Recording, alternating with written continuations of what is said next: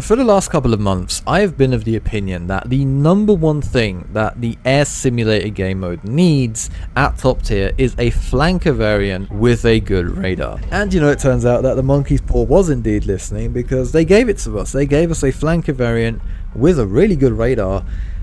It's just a shame that they gave us the bomber variant, and I'm sure they did this just because they're releasing the F-15E, which is the bomber variant of the F-15 platform. It's just that the Americans are a little bit better at building fighter bombers than the Russians are, so you know, we're kind of stuck with this thing now. I mean, you know, hey, at least you get a little bathroom in the back, right, that you can't use. But in all seriousness though, like, I was quite excited for this plane to come out.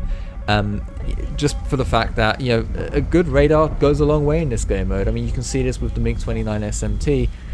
It's so much worse in so many different ways compared to the flanker. You know, flight performance is worse, less missile count, the cockpit is arguably harder to see out of as well.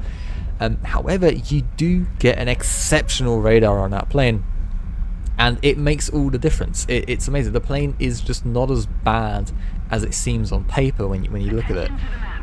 So when I heard that the SU-34 was going to come out, I knew this thing wasn't going to be, you know, like a B-1 bomber or something, or a B-17 or something. I knew it's, you know, it's based on the flanker airframe. It's just a bit heavier.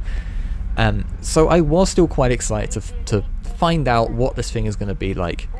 Obviously, it's not going to be meta shifting or anything like that. It is a bomber at the end of the day, but you know, that's not going to stop me from trying to fly in an air superiority role. So it kind of took most of my sanity on Tuesday, I'm going to be honest. I wasn't in the best of moods after trying this thing out, but you can kind of get kills. It's not bad. I mean, you do have 10 missiles at the end of the day.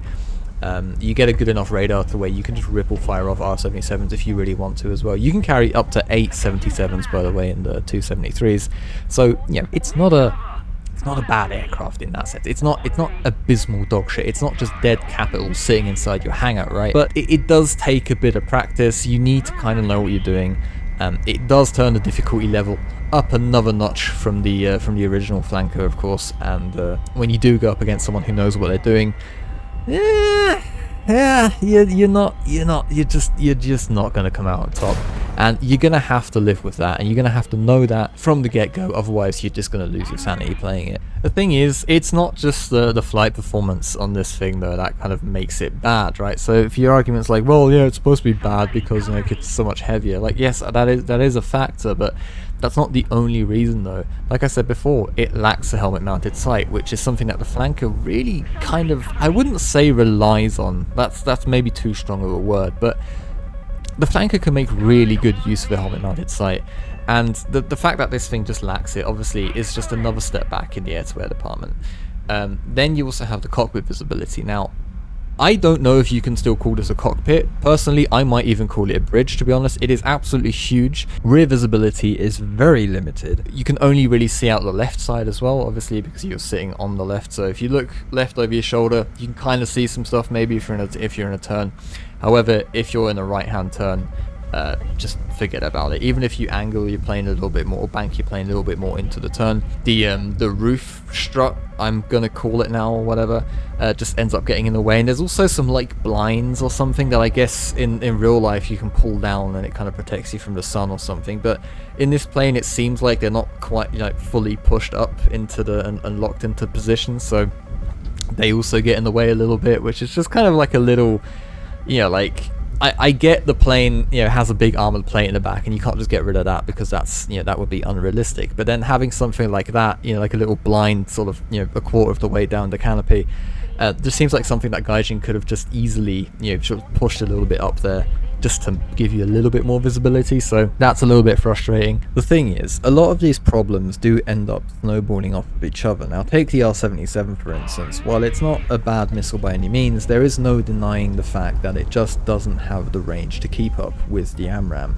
which means that you need to get a lot closer to your opponent than they need to get to you, which in turn means that you're going to find yourself in the notch a whole lot more, in the merge a whole lot more, and being surrounded by your enemy a whole lot more, instead of having them out in front of you where you can see them. Now, because you have terrible cockpit visibility above you and pretty much non-existent visibility behind you, you end up relying on your RWR a whole lot more to tell you where threats are coming from, which once they get within like 10 miles, it can be kind of difficult to tell how far away they are exactly, as well as the fact that, you know, they can always just turn their radar off and just not give you any information at all.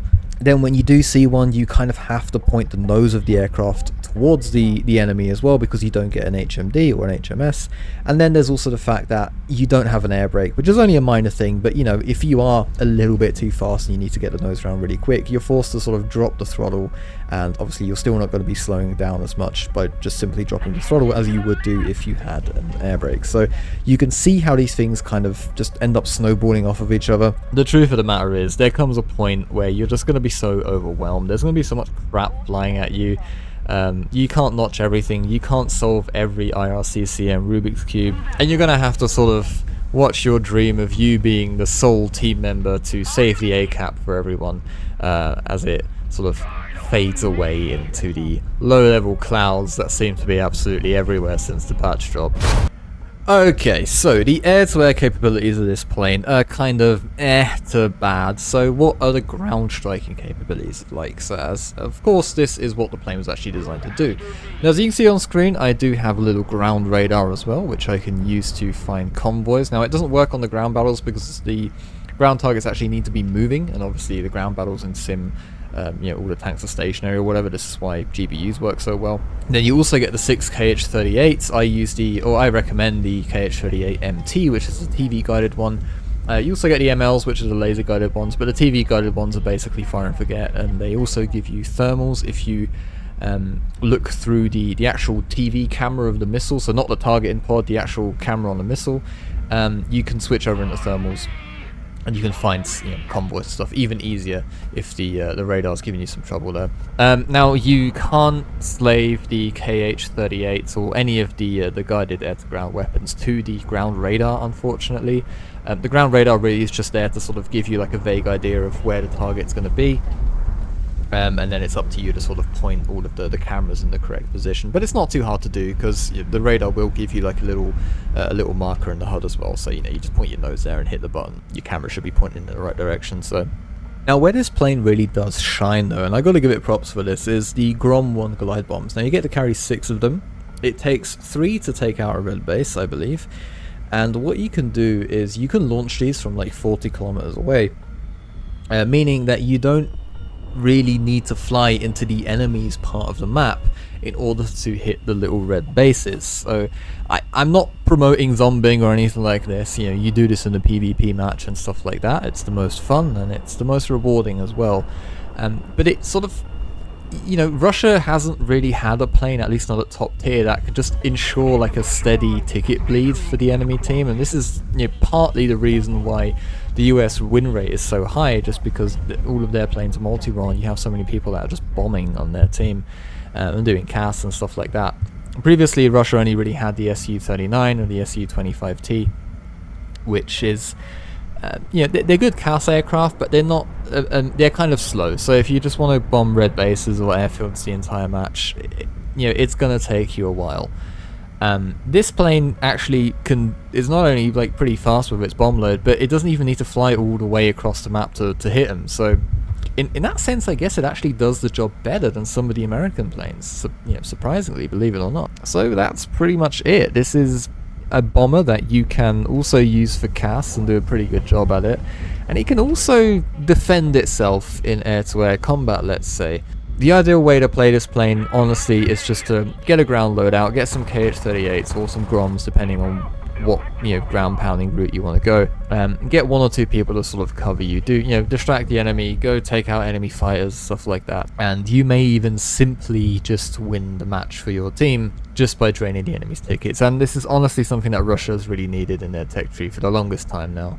And I think it's a really nice way to sort of round out the tech tree. Now all we need is an air-to-air variant of the flanker with a good radar, maybe like an SU-30 or the SM-3 would even do it. But yeah. But anyway, guys, in summary, Russia once again got a plane that's kind of good at like 1 or 2 things, but kind of sucks at everything else. And the Americans got a plane that's just amazing at everything, as you know, is always the case. Now, I wouldn't usually be whinging about this because it's a, if there's a good plane, then just play it. If Call of Duty has a really good gun, then you just play with that gun. But in Sim, you know, planes can only be played on certain sides, and the F-15E at the moment can only be played on the blue side. Obviously Israel always being on the blue side as well, so I dread to think what the game mode's going to become when people start, you know, when more people start unlocking the F-15E, and the entire blue team just sort of ends up being untouchable. Maybe one of the 6 R-27 ETs that this thing has might come in handy there, but yeah, we'll just see. I'll try not to make another like state of air sim video. I'll hold off for the F-18 for that. But yeah, if it gets really bad, we might need one, but we'll see. At the moment, the team compositions are actually surprisingly stable. It is still surprisingly even on how many people are on each side and stuff, but we'll see once the patch hype wears down and the cool factor of the SU-34 kind of, you know, gets old. People just kind of end up wanting to win. Yeah, we'll see how it goes. I do have a new microphone, by the way, so if you have any feedback on, you know, like audio quality regarding my voice, then, you know, please leave it in the comments below. Good, bad, or whatever, I don't know. It's the first time I'm really, you know, tinkering with something like this, so unfortunately I can't change my actual voice, you know, so that's just something you're gonna have to live with, but the quality of the voice, I might be able to do something about. Anyway guys, thank you very much for watching. My Discord is linked in the description, so if you're interested in a Discord server that mainly focuses on airsim and has over 1,000 members now, and you know, I'm pretty proud of it, even if it is, you know, mainly my mod team running it. But yeah, if you're interested in that, link is in the video description. Other than that guys, I thank you very much for watching. Next video will be on the F-15I, and I hope to see you there. Cheers.